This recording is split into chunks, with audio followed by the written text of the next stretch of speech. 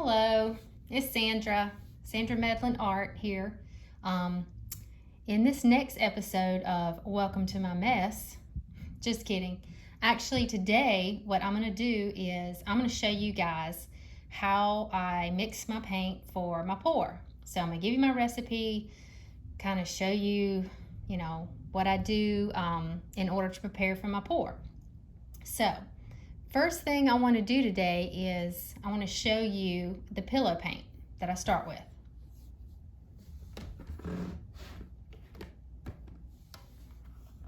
So here is the pillow paint that I use. It is Glidden Semi-Gloss White Essentials Interior Paint. It's a gallon of GLE 3000. So this particular one I bought at Home Depot. So I don't think they carry it at Lowe's, but I know they carry it at Home Depot. So far this is the one that works the best for me, and usually what happens is when I find one that works for me, they discontinue it. So I'm probably going to go stock up just in case. Okay, so what I do with my pillow paint is I buy one of these really, big jugs here. It's a 2-quart jug, 64 ounces, 2.5 quarts. And I think you can find these at Home Depot or Lowe's. And it's got a lid, so that kind of keeps everything nice and keeps it from drying out. So what I do is I pour my paint all the way up. Let's see if I can move that back. So I put my pillow paint, my Glidden, in here all the way up to the 64 ounces. So you fill it all the way up to the 2-quart mark. And then what I do is I add to that whole mixture there, the whole thing, I add a 1/2 cup of Golden GAC 800. So a 1/2 cup per 64 ounces of the Glidden, and get you something, usually I use like a large paint stick stirrer, and I'll just stir that up really good and get everything nice and mixed together. So that's what I keep in here. And then once I get ready to do my my pours, what I'm going to do is I take this bucket, and especially like if it's if it's been sitting for a couple days or a little while, I like to use one of these big sticks. Now if it's full to the top, you're probably going to have to use a paint stick, one of the longer ones, to really get good and stirred up. But since I only have about half of this in here right now, I'm just gonna go through and stir, because every time you open your bucket, even if it's been sitting for just a day, I like to go ahead and stir all that, because sometimes your GAC and your paint can kind of separate. So kind of give that a good stir. And once that's done, for the particular pour that I normally do, I usually stick to about the same size. I think it's like the cookie sheet that I pour on is, I want to say it's maybe not quite as big as 16 by 20, but it's a pretty good size cookie sheet. But for that size, I know I'm going to need about this much. And I don't even know if it says how many ounces this is, but it's just an average, solo cup you can find at the grocery store. And I'm gonna put this pillow paint in here, but I'm only gonna put half. So about right there, maybe a little bit more, not much. So that's about how much paint I want to use. And I am one of those people that I cannot stand like a messy area. It drives me nuts, which doesn't really look like it from the video because I have a lot of crap going on right now. But it's just, for me, I really like to keep my area clean while I'm working, during, and after, because to me it's just so much easier and enjoyable to work in a clean area. So that's about how much paint, pillow paint, I've got in this cup. And then the next thing I'm going to add is the US Flood Floetrol. I haven't tried the Aussie Floetrol. I hear it's amazing and I wish we could get it here, but I've always used this brand. So since I don't really do blooms or swipes for the most part, I'm shaking, so I'm not trying to make you dizzy. You have to keep this stuff mixed up because it can get clumpy. But yeah, this is what I use. I've been using this for years and it seems to do the trick. So what I'm gonna do is I'm gonna fill that cup up almost to the top with my Floetrol. And white. Let's keep everything nice and clean, fellow pores. Nice and clean. Okay, so now that part's done. And what I'm gonna do is, I know I don't wanna like be here all day, like, you know, on the video stirring stuff, because I know that can be kind of boring, but just so you know, you wanna stir this and mix up, which I would say the parts are going to be half and half. So you're going to do half pillow paint, half of the Floetrol, and give it a good stir. So once that's good and stirred up, you definitely want to stir it longer than I just stirred that, but for purposes of time, I will just give it a couple little stirs to give you an idea. Okay, so here's my Floetrol again. And I'm gonna pour it into one of these little, you know, bathroom cups or whatever. We're wiping. Okay.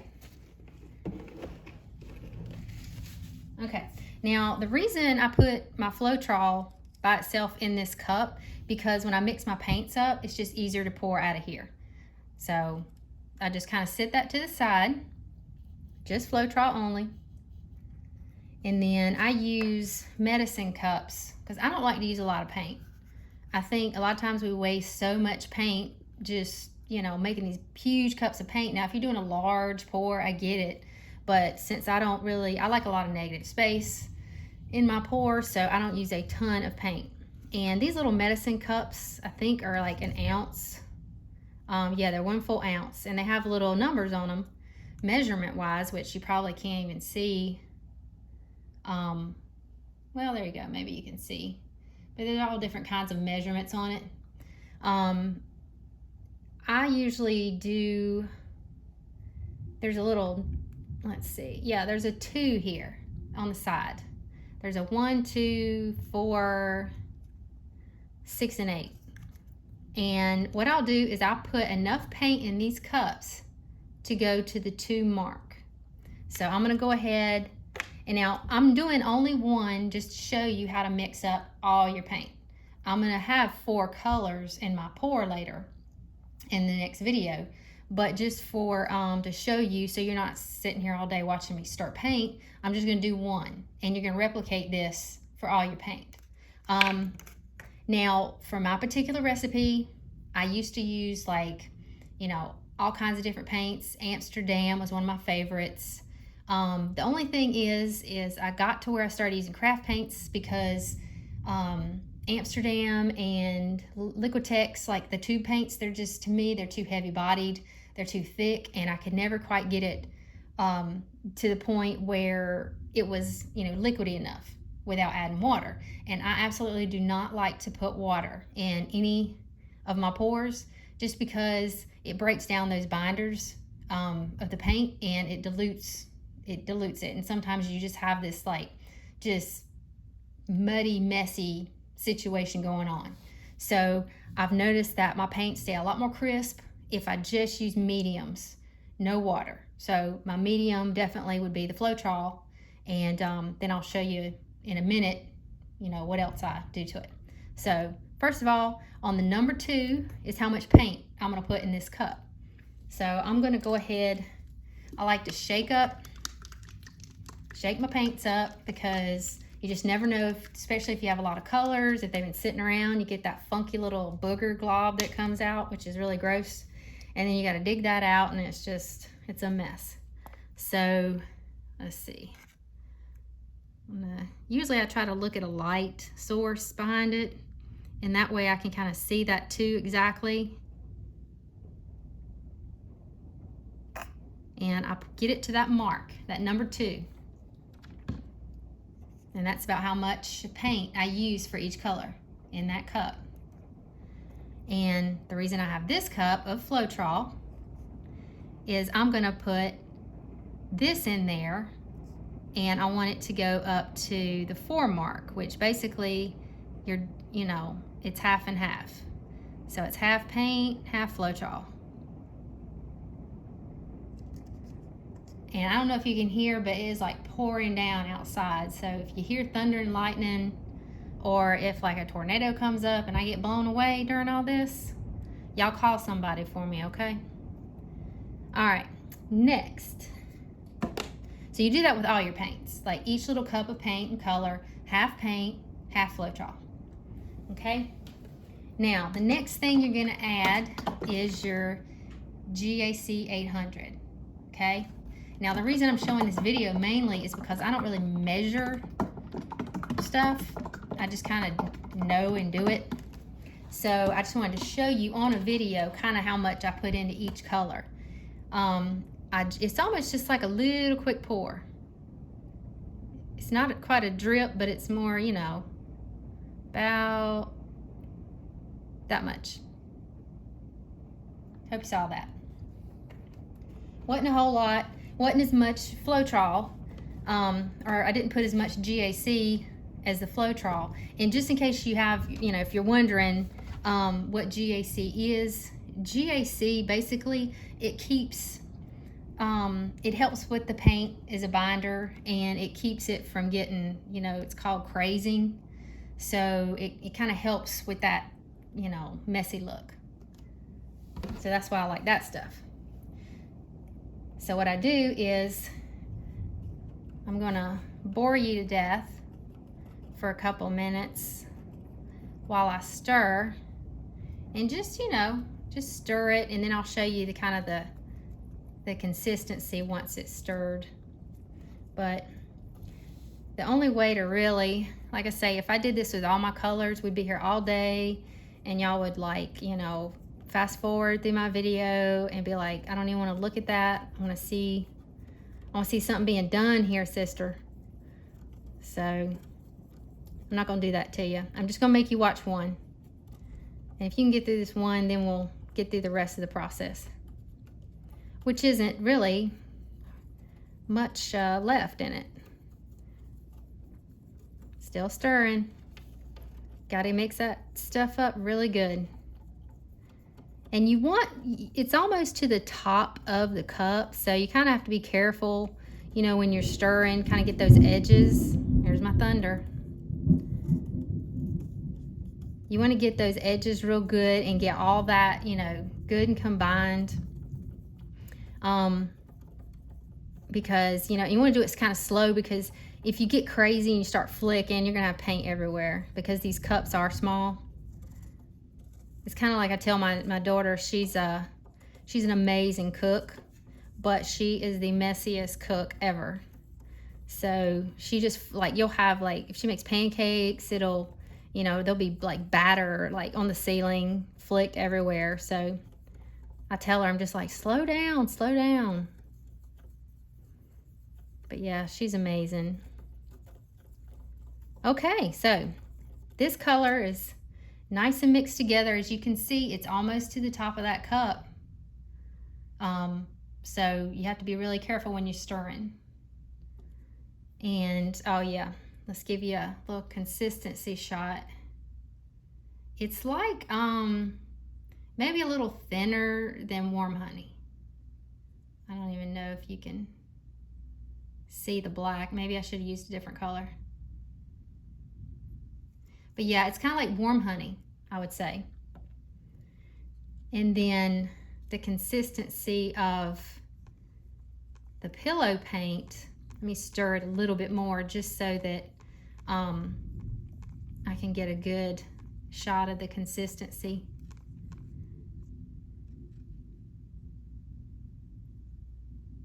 You see, it really doesn't mound up in the cup. It just it flows real nice. And it's good and liquidy. It's good and spreadable, but it's thick enough to where it kind of sticks to the cookie sheet and doesn't just slide around like, really watered down kind of stuff. But yet it's not so thick to where, it's not going to move. Because if you get too thick and it doesn't move, then your paint starts moving it doesn't really move on top of it. It kind of moves onto itself and you kind of mess your sails up. So they both have about the same consistency. This is probably a little thinner, just a smidge. And then the next step is I add my silicone, and I use the Spot On Treadmill silicone. I've used this same bottle for years, and it's like halfway. So like I say, you're not using a ton unless you're doing this like, a whole lot, using a lot of paint. And what I like to do is in this size cup, I like to do 1, 2, maybe 3 drops. If you're doing, say you're mixing your paint up in a cup like this, you might want to put 4 or 5. But I usually put about 3 in here in this size. And then when you stir it in silicone, you don't want to stir all day long. You just want to give it a couple of good stirs and leave it alone and move on to your next color. Okay? So I think I covered the pillow. I covered how I mix my paint and my formula there. And I'm going to show you, this is a PVC cobbler. See, it's kind of got that thing in there. They use it in plumbing. You can find them in the plumbing supply section of Home Depot or Lowe's or a hardware store. One side usually has like writing on it, and that's kind of a rough side. I find the side that's smooth, and that's the side that's going to go down as your cup. And then you'll slide it, across your cookie sheet. Okay, so I'm going to take you over here to my little setup, because I do everything on the floor. I find it more comfortable that way, and it doesn't hurt my back. And so I'll take you over there and kind of show you my cookie sheet and kind of my process of how I do it. I'm not going to actually do the pour in this, just giving you the recipe. But my next video, I will show you with these colors here about, the actual pour. So let's go over there. Okay. Close up of my French manicure. Hope you like it. Okay. Now, what I'm going to do is I have it's kind of dirty right now because I'm using it for several pours, or I have. It's just it's called I think it's for a dishwasher. It's a pan that you put your dishwasher, or not dishwasher, but washing machine in. And that way if you get a leak, then it goes in this pan. That's what I like to use just to keep my area clean and definitely keep my carpet clean. So this is sitting on top of just a pottery spinner, or a pottery kind of wheel thing. I coat it with saran wrap because I really, I've gotten paint on it before, and if you just get coats and coats and coats of paint on something, eventually it just gets wobbly and stuff like that. So I like to keep it covered between pours. And I got a cookie sheet here. It's non-stick. It's got a little bit of a lip on it, which is fine because, like I say, I just, I do my pours to photograph. But you can definitely do this with canvas. It actually works really good on canvas, I think. I've had good results on canvas, pretty good results on wood panel. So just whichever, you know, you like works. So anyway, I put the smooth side down, remember, of this cup. Now there's different sizes of these. You know, there's this size. I think this is a, hold on, I'll tell you. This is a 1.5 inch cobbler. Sometimes I use a 1 inch cobbler because, you know, it's smaller, depending on the size that I want to pour on. But this is kind of the basic size I like to use on this particular size, which, like I say, I don't think it's quite as big as a 16 by 20 inch cookie sheet, but I need to measure it and get back to you on that. But anyway, smooth side down. Oh, wait a minute. First thing, on the cookie sheet, you're going to pour, which you see in my videos, how I pour out my pillow paint, and then you're going to spread it out by tilting it until you want to make it, you know, not super thin, but not, you want it to be even all over. That's the main thing I like, is I like it to be an even coat of white. And you want to leave enough room around the edge to when you're going to tilt that paint for your, you know, color, your pour, to give it a little bit of room. And if you have something around like this, you can tilt the paint off. It's not going to hurt anything. So if you tilt any paint off, it's just going to go in that bin and, you know, you clean it up later. Okay, so with the cookie sheet and the pillow paint down and smoothed out, you're going to put your cobbler on. And I usually start with black. It's my fave. I don't know why. You could probably start with whatever color. I just think black has good contrast. It just seems to work well for me to put black in first. So I take my cups and I pour in my black. Then you pour in your next color. And if you want, you can pour it and kind of do like this, move that around a little bit. Or you can lift up your cup, which will make the paint go down, you know, deeper and mix a little better in there. Really depends on what you want to do. In my pours, I kind of pour and lift, and then pour and lift, so that it'll get that depth. Once you get all the colors into your cup here, sometimes you're going to notice some color may start to come out. That's fine. That's the cobblers are weighted. It's not like using an open cup, because cups start floating. They just start floating around and doing their own thing. And if you like that, that's cool. But I like something that's got a little weight on it so I can control it and it doesn't, you know, just go flying around the canvas. Excuse me.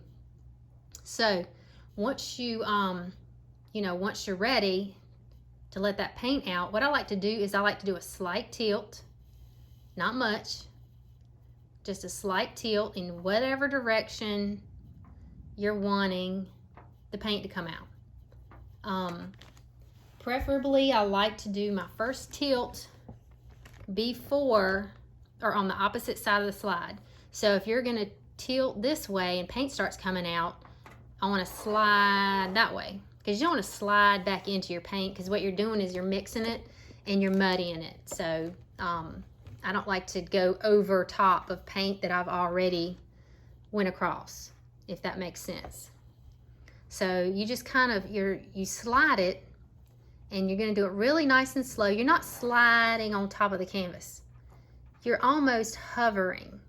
You know, you want to hover right in that paint very slowly and kind of let it come out slowly. And then you just kind of move across your canvas, and you'll see from the top of your cup that paint will go down, and you kind of know how much paint you have left in there and how much more you can travel.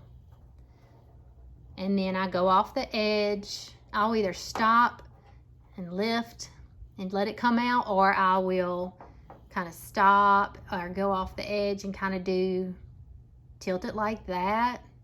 Or you can just, you know, slide straight off.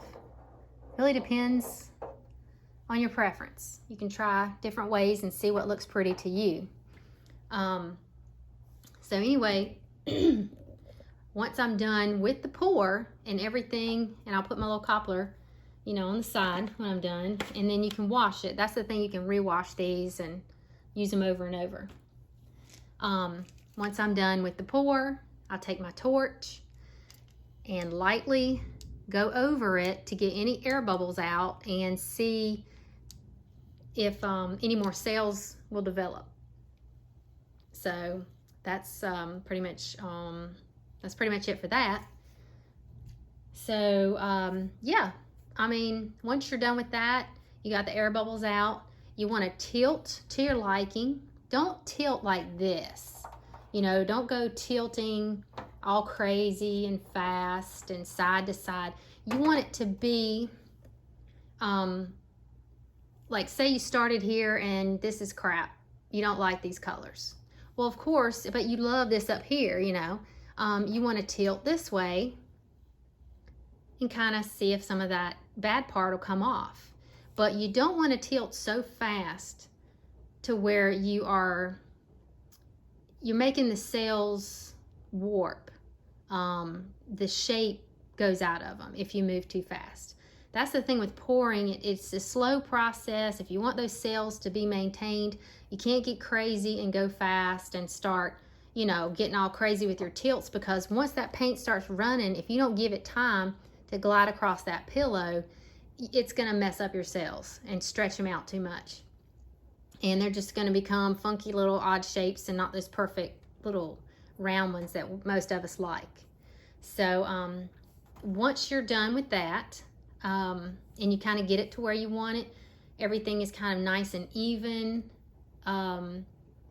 you know, pretty much from there, I just, you know, that's when I photograph. You can, you know, if you want to just, you know, keep the pour, if you like what you see, you definitely have to remember that the pour has silicone in it. And that's the main reason I photographed as well, is because I don't like the cleaning process, you know, because when you use silicone and then you try to resin over top, if you don't clean it just, you know, right, what's going to happen is you're going to have little divots in your resin. And it's just, to me, it's just too much. You know, you have to sand it and re-resin it, and I don't really care to do all that. So for me, that's why I photograph. But for you, if you really like what you did and you want to keep it, definitely research ways to clean acrylic paint pours after using silicone or before resin. And then you will, you know, you'll have something you can keep. And then after that, if you decide to resin it, fine. If you decide to just put some varnish on it, that's fine too. Or if you decide not to do anything to it and just let it dry and you like it that way. So either way, I think it's a good idea to put some type of protection over it, just so that it's protected. But it really all depends on your preference and what you like. So I think I covered everything. I'm going to do my pour in my next video with those colors that we started with, and hopefully you'll join me. I hope you like this video. I hope you subscribe, and I'll see you next time. Thanks a lot, guys.